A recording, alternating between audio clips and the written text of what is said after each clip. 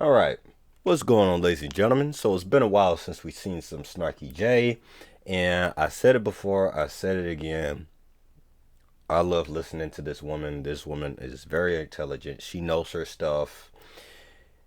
She is, she's into the cosplay. She is a superhero fan. She's into superheroes and stuff and Star Wars. She just grew up watching Star Wars. The sci-fi fictional stuff, like cosplay. Like, she knows her stuff. She is a very intelligent woman, and I like listening to her. I do. And everything that she says, she is straight up, blunt. She don't sugarcoat anything.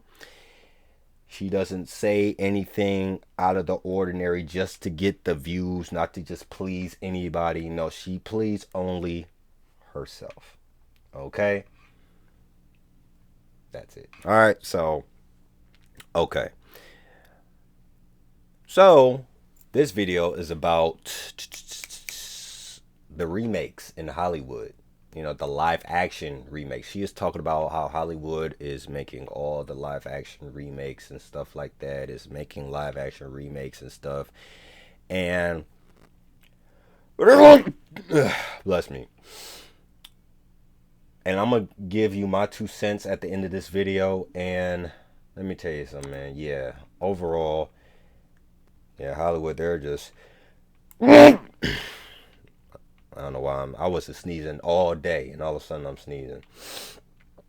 All right. Anyways, let's go ahead and get right on into it. Snarky J, because I saw a little bit of it on my Roku stick, and I said, you know what, I have to do a reaction to this. So, because it's been a while since I reacted to Snarky J, because like I said, this woman knows her stuff. She does. And she's very blunt. She's straightforward. She don't sugarcoat anything. Big fan of hers. So, let's get right on into it. Of all the plagues affecting Hollywood right now, I think the live action remake plague might actually be the worst. That is true. Hi y'all, Snarky J Cosplay here. At the time of this video's recording, just this week, we got a first look at the live-action remake of How to Train Your Dragon, which is Hollywood's latest victim of the live-action remake plague. Now, if you're not super familiar with How to Train Your Dragon, it came out in 2010 when I was 10 years old. I went to the theaters to see it. So just 14 years later, we're already getting a live-action remake about a boy and a magical dragon.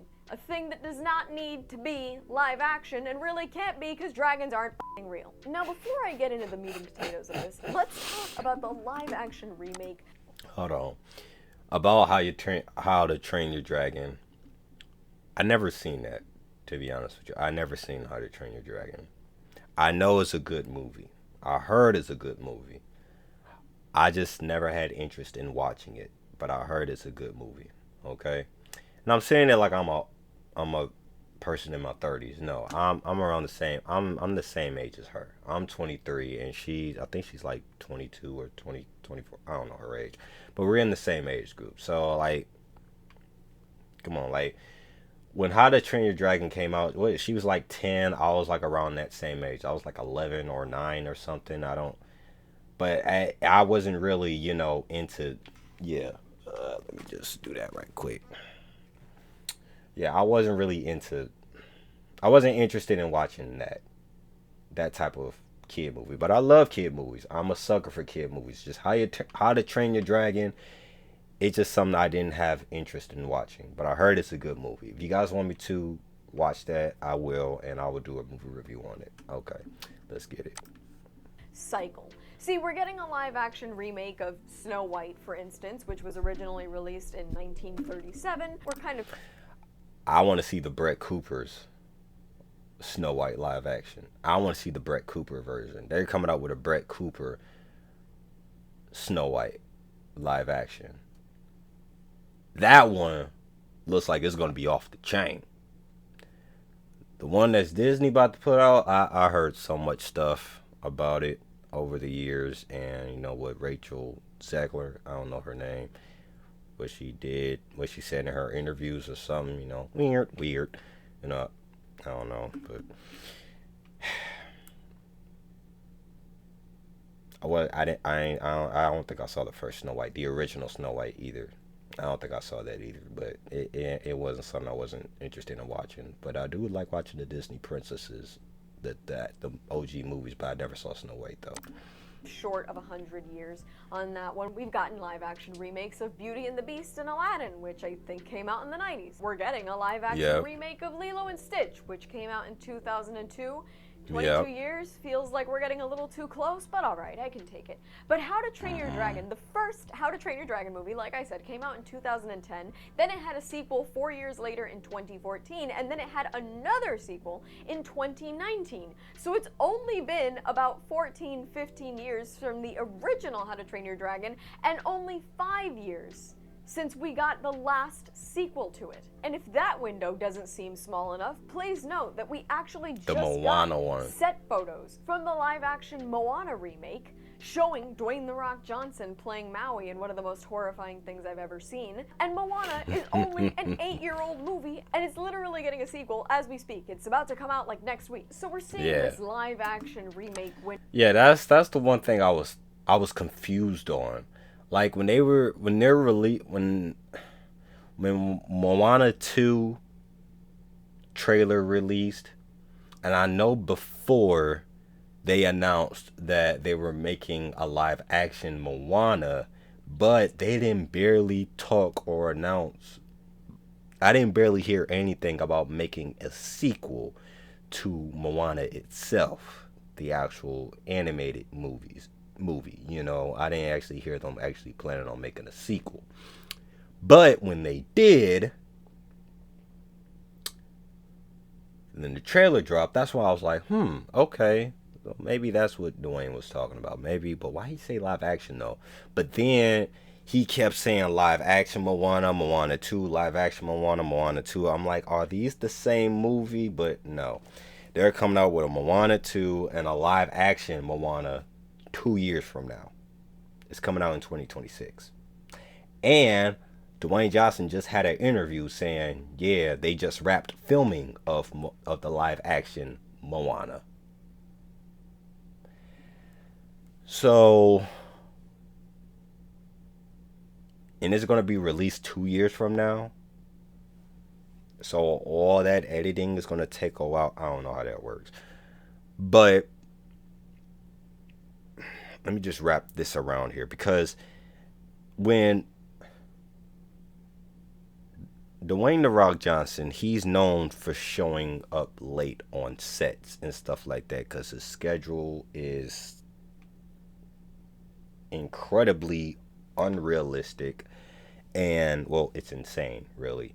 And he shows up late to sets. Like, they say he shows up like 6 to 7 hours late on sets, you know. And in the movies itself that he works on be like kind of like, when they get the finished product, it'd be like lackluster, like it don't really get put together well, because part of the reason was because of Dwayne Johnson. He's showing up late on set, and you know, Hollywood, you know, when you filming a movie, it's like a good 16 to 12 hour workday, and when the star of the show is not there, he's like, what, 6 to 7 hours late. They have to work on something else when they already have something prepped for a star to be there right when the shift starts. You get what I'm saying? And they said that was happening a lot. Really, when stuff like that happens, part of the reason, you know, like the finished product, you can see when you watch the finished product of the movie, you can see where the errors are, and part of it has to do of what was going on behind set. You know what I'm saying? And part of it was during The Rock Johnson showing up late. Now, what does that mean with the Moana movies? He was working on Moana 2, and I believe he said he was working on Moana 2 and a live action Moana at the same time. I believe he was. And also around the time where he also was just at WrestleMania, what, earlier this year, and he was prepping at WrestleMania. He was also filming another movie of him playing like a boxer or something. Like, I pray and I hope I'm gonna see Moana 2. I'm definitely gonna see Moana 2 because I enjoyed the first one, but the second Moana, I just hope it's good. I just pray and hope it's good. I do. It's just I don't think we're gonna barely see Maui in the second movie, but the live action Moana, like, yeah, that gap is way too close. Like, let's just continue. I got more to say about live action remakes, but let's continue. Window gets smaller and smaller, and we have to ask ourselves why. But first, a word from this video sponsor. As we get closer to the holidays, lots of folks start making travel plans, be it going overseas to see family or just traveling abroad to explore. This video sponsor, Saley, provides eSIM plans in over 160 countries. Saley app, and use code SNARKYJ at checkout. Well, in my humble opinion, I think the answer is that Hollywood is creatively bankrupt. I say that all the time on this channel, usually when I'm being bitter and complaining about the remake of The Crow, but it really is. If you look at the fact that a movie is only 8 years old. 2016 is when Moana came out, so I was already kind of too old to be really excited about it. I was in high school. There are children that have grown up with Moana that are still like in middle school. It's not that dated where we now need a live action remake. The reason why Hollywood continues with these live action remakes, Disney has typically been the biggest problem when it comes to this, but now we have DreamWorks jumping on that bandwagon, and I think the whole issue is that Hollywood does not have the balls or the desire to hire young talent or talent that has different ideas than what's currently going on in Hollywood right now. And so since they're unwilling to scout out new ideas, new talent, and anything fresh, they essentially go back and cannibalize aging but successful IPs so that they can stamp that name on something that's new instead of just a theater re-release of that thing, and then get more asses in seats. Childless adults might go see these things because, well, I grew up with XYZ, and people with children are undeniably gonna have to go take their kids to these because if their kid really liked Moana in 2016, of course they're gonna have to watch the live action one. Financially and creatively, it's kind of a cheap way to get more money off old IP without having to make any real changes. The thing with live action remakes that I have to ask myself though is, why are they such a big thing? See, in my opinion, I think... Hold on for a second. So, here's the deal. I think the creativity.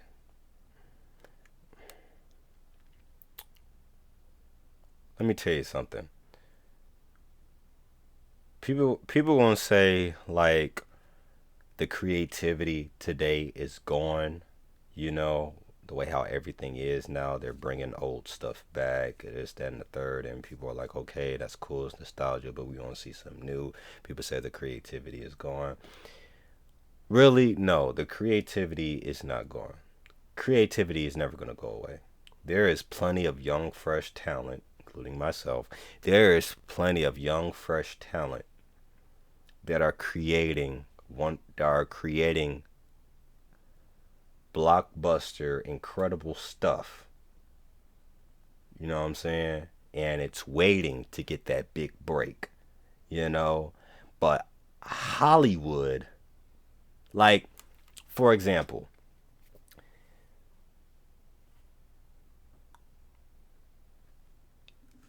you ever notice all the good movies comes out on streaming? Have you ever seen a really good movie that comes out on streaming, like Netflix and all of them? And when you see it, you just be like, man, that should have came out in the theater. That was good enough to be in the theater. That definitely had a budget to be in the theater. It had the technology to film like, yeah, it definitely should have been released in theaters. It was filmed in IMAX cameras. And it only got released on Netflix. Well, that's because that movie was first introduced to Hollywood. That movie was first proposed to Hollywood. But Hollywood said, you know what? Yeah, it's a good idea, but we're afraid that it might flop and we may lose more money. So we're just gonna give it to Netflix. And look what happened. That's why Netflix is so big right now. Okay? because they're not giving these creative people a chance. Like whoever these directors are, or these high choice people, head directors in Hollywood, I just want to ask, they're they're making the decisions that they're making are costing them money. Okay? But I'm pretty sure she's going to say what I just said. Animation is a fantastic medium. Animation just allows for more creativity. Yes, we have the means to create a lot of different things with CGI, but once you have to make it grounded in reality and you have to make certain creatures and people and all these things behave the way they would in real life, well, you tend to lose a little bit of that magic and the creativity, and you also end up setting more boundaries for yourself. You can watch any episode of The Simpsons and find Homer choking out Bart hilarious, but once you have to watch a real dad put his hands on his very real son, that doesn't look so funny anymore. Tom and Jerry blowing each other up with dynamite is cute because they're cartoons, but if you had to watch a real cat and bird do this to each other, it's not as cute. And on top of that, reality is incredibly limiting when you consider the fact that they made an entire live-action remake of The Lion King. Calling it live action is almost an oxymoron because despite all our advancements in technology, we somehow haven't f***ing taught lions to speak and take creative direction. So they had to make the entire movie CGI, of course. But one of the beautiful things that I think if you go back and watch a movie like The Lion King, or even DreamWorks, one of my favorite movies of all time, Spirit, Stallion of the Cimarron. That movie is great. Hold on.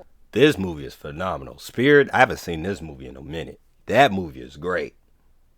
This movie is great. Spirit, oh yeah. Have one thing that real animals don't have, and that is eyebrows. You can't put eyebrows on a real lion, you can't put eyebrows on a real horse, so none of the lions in the Lion King live action remake are as expressive or likable as the ones in the animated original. You are so limited when you put things in live action. And so when we translate from an animated medium to live action, a lot of the creativity, a lot of the whimsy is completely lost. It just doesn't work. And besides the fact that it doesn't work, there's another big issue that kind of affects all remakes, but especially live action remakes. When you sit down in a theater to watch a live action remake, you're essentially challenging them on two things. You're challenging them both to do a fresh take on something that you once liked, because you don't want to have paid 40, 50 bucks to go watch the exact same movie in theaters, right? Right. But you also want to see something that's true to the original, because if they change too much of the original that you once loved, well, now they're disgracing the legacy of that original, right? And so essentially, live action remakes of animated films find themselves in a very special, very specific, and very unfortunate situation where they're kind of damned if they do and damned if they don't. If they make a shot-for-shot remake of that original animated film, then essentially it's uncreative, it's cannibalizing the IP, and people will kind of be bored because, hey, I've seen this all before. But if they take it too fresh and they change too much and they take too many artistic liberties, or they change songs and scripts and that kind of thing, well, then you feel that they essentially suckered you in with the name of an old IP, but it really doesn't have anything to do with that IP. So it's kind of a really unique and difficult situation for folks that go out of their way to make live action remakes work, which makes it very difficult to please your audience for live action remakes. And on that note, who is the audience for live action remakes? See, if you look up threads about any live action remake, if you look up any commentary on a live action remake on YouTube, for instance,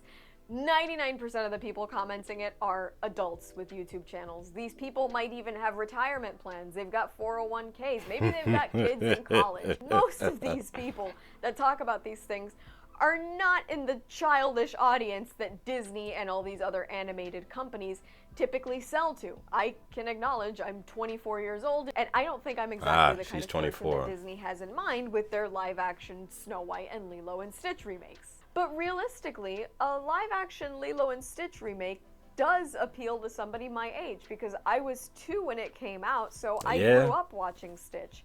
Who else? Yeah, it appealed to me too, because I was 1 when it came out. Was I 1? Yeah. So that means she was born in 2000. I was born in 2001. Yeah. But anyway, yeah, I grew up watching Lilo and Stitch too. So yeah, it appealed I'm one of them. It appeals to our age group.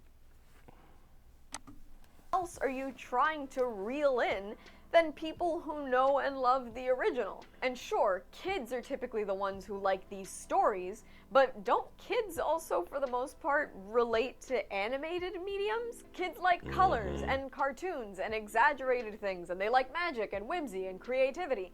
Typically, all of those are things that are found in an animated medium that essentially get muted and dulled and watered down when you move into a live action style. So essentially, yes, I'm sure they're trying to tell these stories in a live action way to younger audiences, but when they make certain changes for the modern audience, aren't you trying to appeal to people who knew the original and therefore will come and watch the new one for nostalgia purposes? Companies like Disney are very obviously trying to appeal to both the old and new generations, but somehow it feels like they're not really doing very well at either one. Look, I would like to say that this live action remake trend is going to die out soon, but for the most part, these things actually make a lot of money. The live-action remake of The Lion King made a tremendous amount of money, as did the live-action remake of Beauty and the Beast. The most recent live-action remake that didn't reel in a ton of money was The Little Mermaid, and even that actually got streamed pretty heavily on Disney+.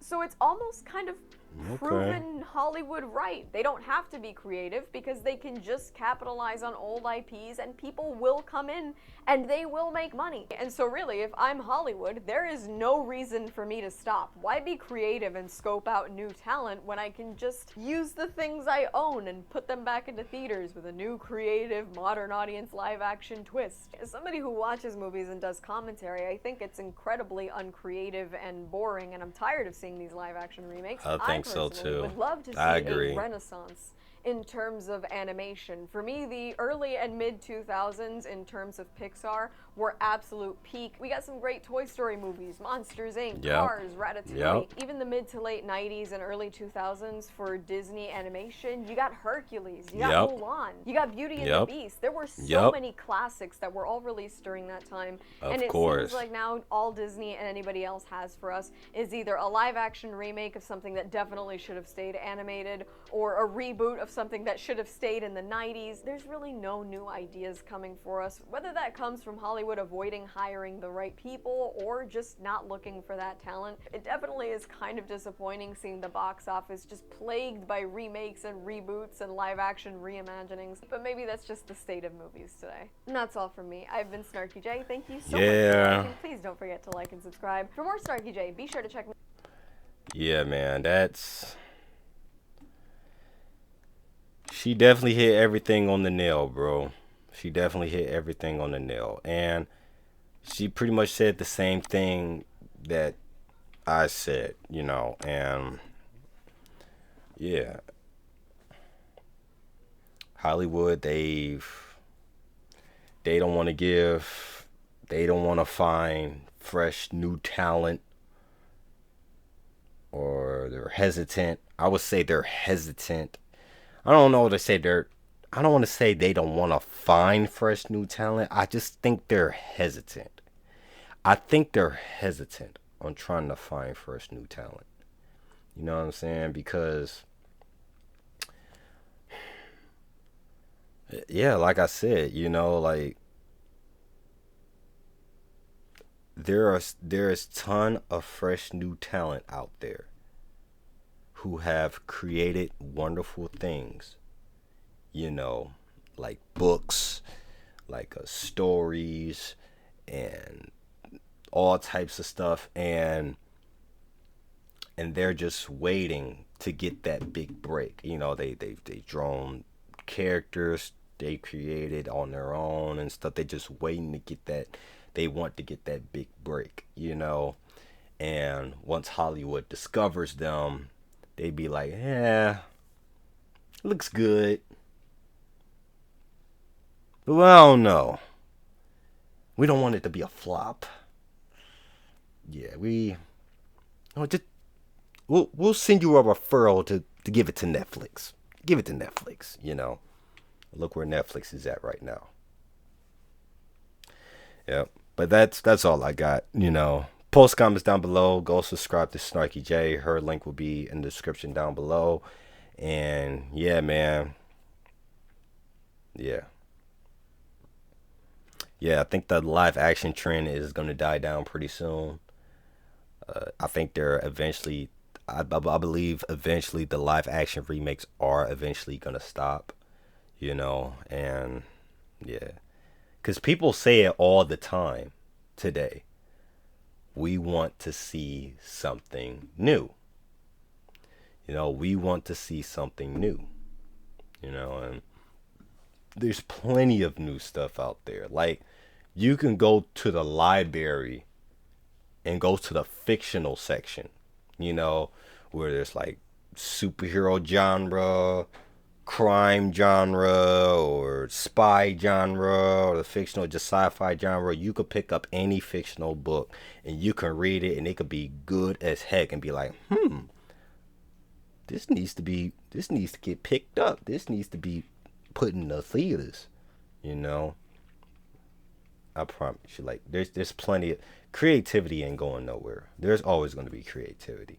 At first, I thought the creativity is gone. No, creativity it's always still going to be here. Okay, but yeah, that's all I got, man. But also, I don't know if you noticed, Rudy, Rudy made a return. What up, boy? Yeah. All right, y'all. I'm out. Post comments down below. Let me know what you all think. My book, The Prodigy 1, 2, and 3 is out. Link description down below. And yeah, man. Yeah. All right. See y'all later. God bless.